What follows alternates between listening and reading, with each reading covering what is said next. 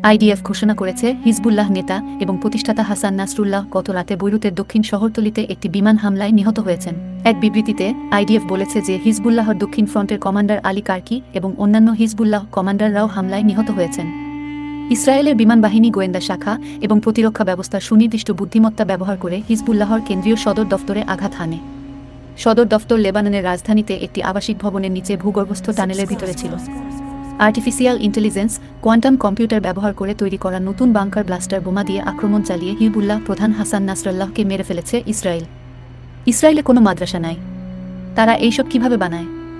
Hassan Nasrallah 1960 সালের August মাসে পূর্ব বৈরুতের একটি দরিদ্র পরিবারে জন্মগ্রহণ করেন, যেখানে তার বাবা একটি ছোট দোকানের মালিক ছিলেন।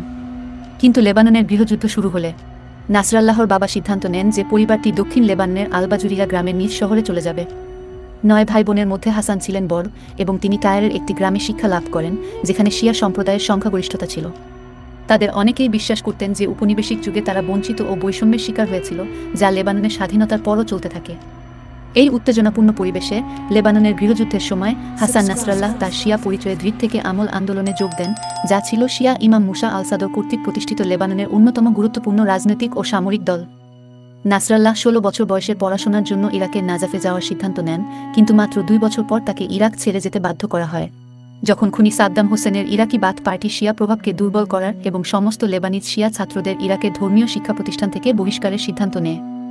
আর মাদ্রাসায় পড়া খুনি সাদ্দামের ভক্তরা তাদের দলবল নিয়ে মাজার ভেঙে নাচানাচি করে।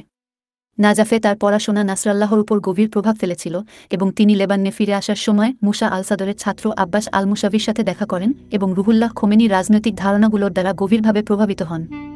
নাসরাল্লাহর লেবাননে ফেরার 1 বছর পর ইরানের বিপ্লব ঘটে এবং রুহুল্লাহ খোমেনি ইরানের শাহকে উৎখাত করার পর ক্ষমতায় আসেন। এই ঘটনাগুলি লেবাননের শিয়া রাজনীতিতে গভীর প্রভাব ফেলে, বিশেষত যখন 1981 সালে নাসরাল্লাহ খোমেনির সাথে দেখা করেন এবং খোমেনি তাকে লেবাননে নিজের প্রতিনিধি নিযুক্ত করেন। 1982 সালে যখন ইসরায়েল দক্ষিণ লেবাননের অনেক এলাকা দখল করে, তখন ইরানের ইসলামী বিপ্লবী গার্ড বাহিনীর নেতারা লেবাননে তাদের অধিভুক্ত একটি সশস্ত্র দল গঠনের সিদ্ধান্ত নেন এবং তারা দলটির নাম রাখেন হিজবুল্লাহ, যা ইরানে পরিচিত ছিল। তখন নাসরাল্লাহর বয়স ছিল 22 বছর।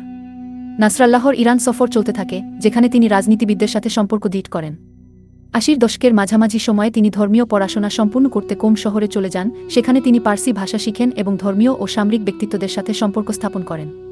কিন্তু যখন নাসরাল্লাহ লেবাননে ফিরে আসেন, তখন তিনি মুসাবি ও তুফাইলির নীতির সাথে একমত হননি, তাই তাকে হিজবুল্লাহর ইরানের প্রতিনিধি হিসেবে নিয়োগ করা হয়।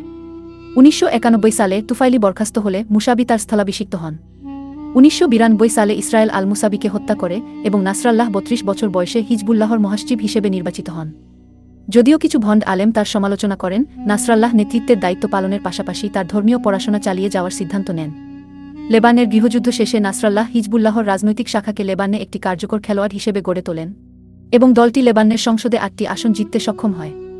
নাসরাল্লাহ হিজবুল্লাহর অস্ত্র ধরে রাখতেও সফল হন, যদিও তায়েফ চুক্তি লেবানের গৃহযুদ্ধ শেষ করেছিল এবং দলের সামরিক শাখা দক্ষিণে ইসরায়েলের বিরুদ্ধে লড়াই চালিয়ে যায়।